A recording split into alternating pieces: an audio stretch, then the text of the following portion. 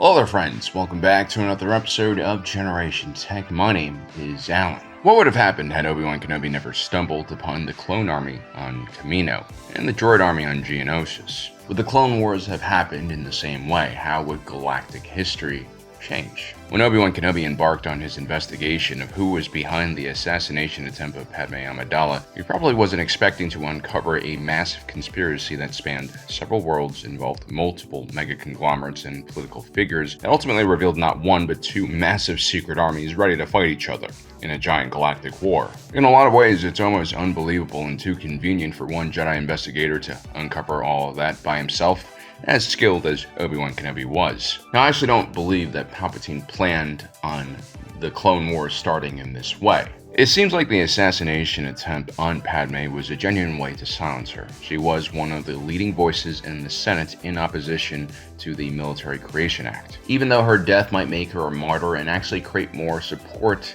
for opposition to the Military Creation Act, I believe that Palpatine wanted her gone. And so that is how our scenario starts. Captain Gregor Typho of the Royal Naboo Security Force doesn't have the foresight to switch Padme with her handman Corday during their trip to Coruscant. The explosion on the Royal Naboo yacht ends up killing the senator from Naboo, and it's a terrible tragedy for the galaxy. Or at least that's how Supreme Chancellor Palpatine would play it off. After all, he knew the marvelous senator, they were both Naboo natives, and she was a true patriot and hero. As Queen of Naboo, she had led her people in a desperate resistance against the Trade Federation's occupation of their home planet. Sympathy for her death would definitely extend to Palpatine as well, and he'd probably use it, to garner a little bit more political power. In the original timeline, everyone actually thought Padme had died in that landing pad explosion. It was only revealed a little bit later that she had survived. Padme even had an obituary written up for her, and when she revealed that she was alive, Palpatine was actually in the middle of giving a rousing eulogy to her in the Senate. To understand how Palpatine would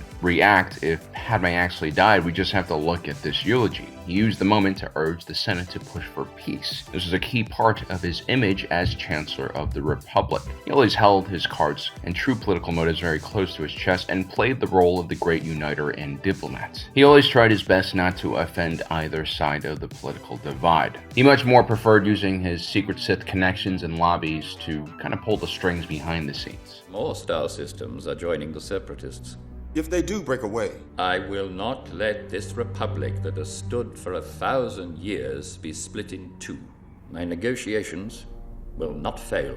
This was Palpatine when he was at his best. Under huge pressure and surrounded by enemies, he's forced to move very carefully. He showed great wisdom, intelligence, and discipline during this time period. Palpatine, as the executive branch, would not take a side on this Military Creation Act legislation, and perhaps even leaned a bit towards the opposition for the act, just to make sure that no one suspected him.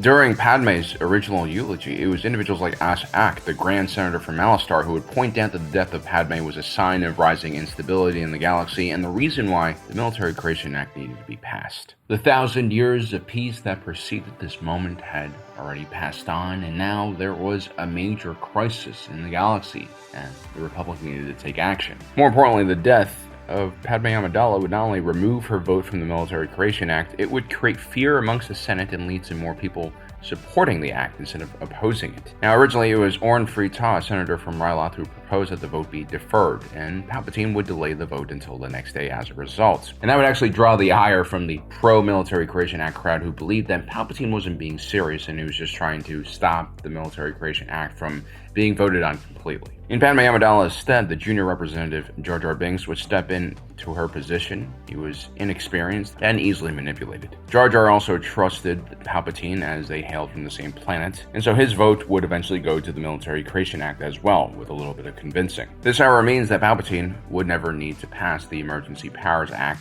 to get the Republic to start their own military force. This would give Palpatine less control and force him to kind of still play the puppeteer role a little bit longer. And I think that would actually make it harder for his foes to actually uncover him. Now, we have to remember that those who supported the Military Creation Act during this time period weren't necessarily only warhawks or military industrialists who wanted to profit.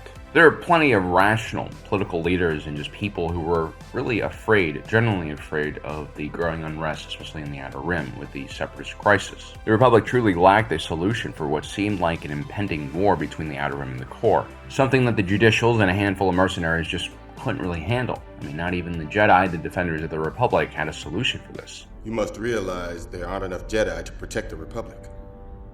We're keepers of the peace, not soldiers. The voices who are against the Military Creation Act were either pacifists or traditionalists who really believed in the Republic Constitution, and there are also individuals who are afraid that creating an army would actually escalate the situation and make the war happen quicker. The escalatory point of view would be severely challenged by the death of Senator Padme Amidala, whose assassination would eventually be connected to the separatist movement and extremists. Public opinion also heavily favored the creation of such an act. On the day of the vote, a HoloNet poll showed that 70% of people who took the poll supported the act and only 30% were in opposition. Now, because Palpatine was not granted emergency powers, he would take a smaller role in the creation and command of the Republic military after the Military Creation Act is passed. The Senate would create a committee that would be in charge of creating a traditional civilian-led military structure and command chain. The quickest way for the Republic to create an actual military force would be to unify the various planetary defense forces that were already existing in the galaxy, standardizing their equipment and doctrine as much as possible and creating a unified command chain. This would be rough and kind of messy, but it is really the only choice they would have before they realized that the clone army existed.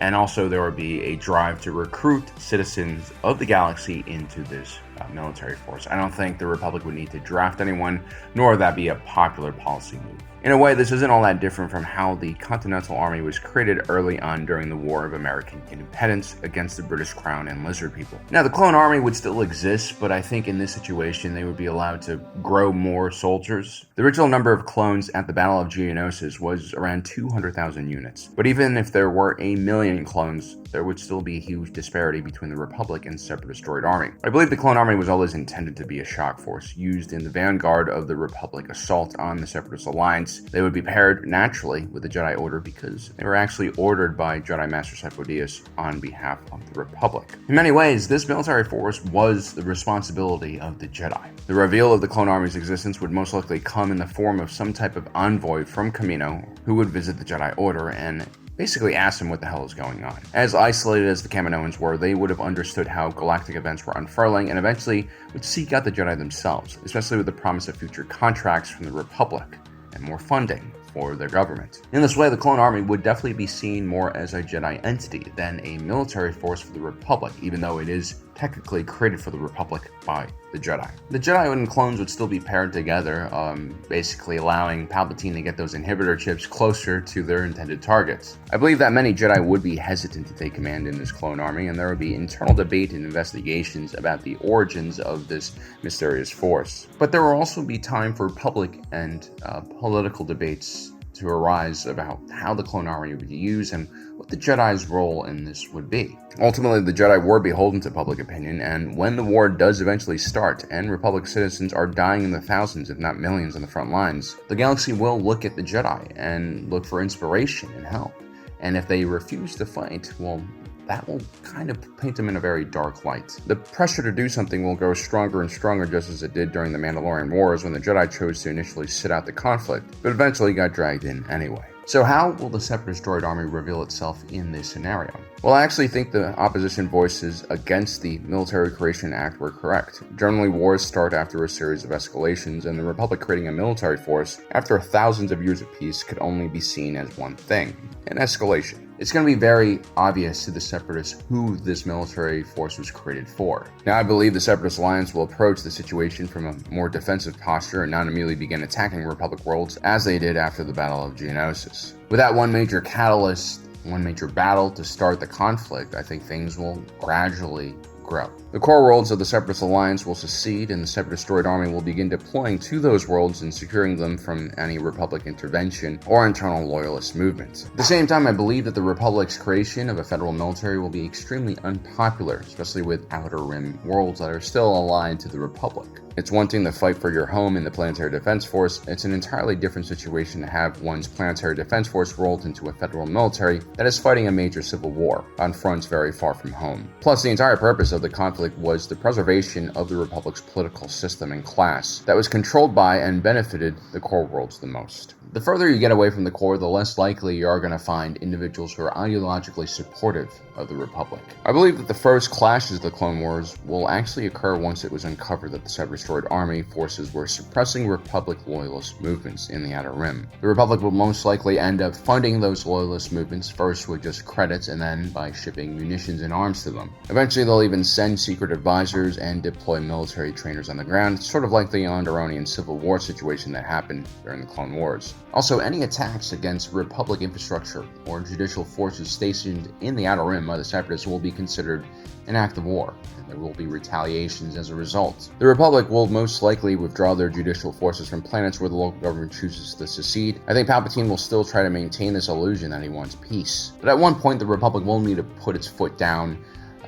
in fear that other worlds will just leave the Republic because it's so easy to do so. Now, with the Jedi given more time to debate on what role they are to take in this escalating conflict, I think eventually you would see many Jedi choose to sit out the war and take on a more supporting role in the conflict, either as medical personnel or maybe supporting refugees and displaced people. A portion of the Jedi Order, of course, would take on officer positions in the clone army created for them, and those individuals would be involved in some of the toughest fighting in the conflict on the front lines. There will be tension growing between these two factions of the Jedi Order, but at least initially this might be okay because allowing the Jedi to have more individual choice is definitely a good thing. Especially be good for individuals like Barriss Offee and other individuals who are just not suited for the battlefield and didn't want anything to do with the war. But if the war does continue long enough, which I think it will in this case, you will see a schism occur and potentially even fighting between these two factions. This is basically what happened during the Mandalorian Wars as well. Anakin Skywalker would actually be a perfect modern analog for Revan in many ways, falling to the dark side because of the conflict, and then becoming an enforcer for the Galactic Republic's war effort. I can see the anti-war Jedi being labeled as treasonous, as enemies of the Republic, by an increasingly politicized, Republic.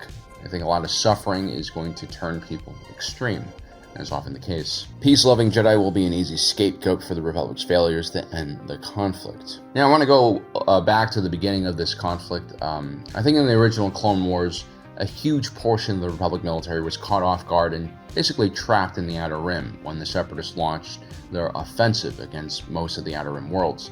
In this case, I think because there's going to be a gradual ramping up of, hostilities, the Republic will be able to withdraw their more exposed garrisons. That means you won't see Republic garrisons trapped in the Outer Rim cut off by Separatist blockades nearly as much.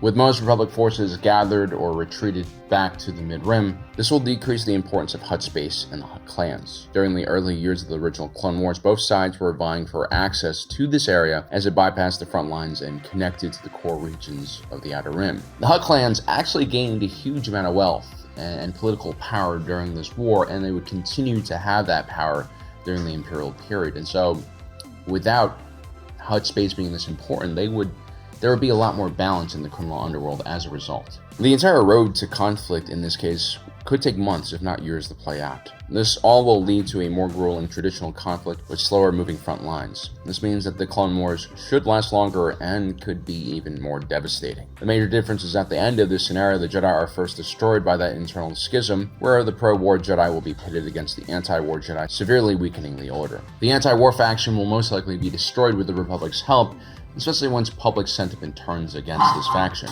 All it really takes is an anti-war Jedi like Barriss Offee to carry out a terrorist attack before the pro-war Jedi and the Republic military has an excuse to start cracking down. The Jedi were simply too powerful and dangerous to be allowed to have independent political thoughts. Obviously, both sides of this Jedi schism will accuse the other side of falling to the dark side, and the survivors of this conflict will still be in the crosshair of the clone army and their inhibitor chips. And ultimately, it doesn't really matter if the pro-war Jedi have fallen to the dark side or not. Palpatine will still see them as a threat, especially once their usefulness, has expired.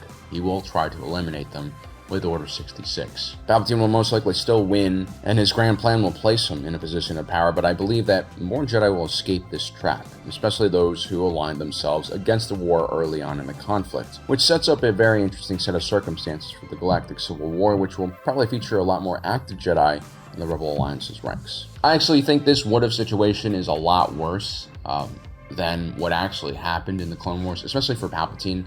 I think Obi Wan Kenobi stumbling upon the droid army had a lot of benefits for Palpatine. For one, it was so abrupt that it didn't give the Jedi really any time to think, and so the entire Jedi Order just jumped in headfirst to lead this military force they knew very little about. I mean, the only problem with this premature start of the war was that the Republic was heavily outnumbered, and so there were definitely a few officers in the Republic military who were scratching their head and being like, why isn't the Separatist Droid Army just completely destroying us right now? So there were some suspicions, but generally speaking, because the Jedi engaged the conflict so wholeheartedly, they were all basically in one place and easy to destroy because of Order 66. Something that would not have happened in this what-if scenario. Well guys, I hope you enjoyed today's video. Don't forget to subscribe and hit that notification button down below so you don't miss out on the rest of our awesome content.